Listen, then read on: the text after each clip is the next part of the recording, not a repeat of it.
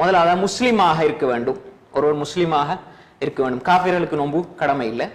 அதே மாதிரி முக்கல்லஃப், நல்ல ஒரு பருவ வயது அடைந்தவராக, புத்தி சுவாதீனம் உடையவராக, தானே சிறு பிள்ளைகளுக்கோ அல்லது பைத்தியகாரர்களுக்கோ அல்லது சுயநினைவற்றவர்களுக்கோ, அதாவது புத்தி பெதலித்தவர்களுக்கு நோன்பு கடமை இல்லை. அதே மாதிரி முசாஃபிர்கள், பிரயாணிகளுக்கு கடமை இல்லை, நம்ம வீட்டில் இருக்க வேண்டும்.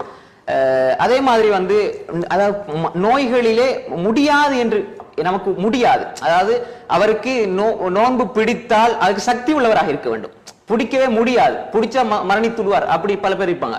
அதே மாதிரி பெண்களை பொறுத்தவரை அவர்கள் ஹைது நிஃபாஸ்ல இருந்து, மாதவிடாயில இருந்து, அதே மாதிரி குழந்தை பேர் உதிர அந்த காலத்தில் இருந்து அவர்கள் விடுபட்டவர்களாக இருக்க வேண்டும். இந்த கட்டத்தில் நோன்பு பிடிப்பது என்பது அவர்களுக்கு ஹராம். அதுல நம்ம நோன்பு பிடிக்க முடியாது. அப்ப எனவே இந்த நிபந்தனைகள் பூர்த்தியாகின்ற பட்சத்திலே நாம் நோன்பு பிடிக்க வேண்டும், நமக்கு நோன்பு கடமையாக ஆகிவிடுகிறது.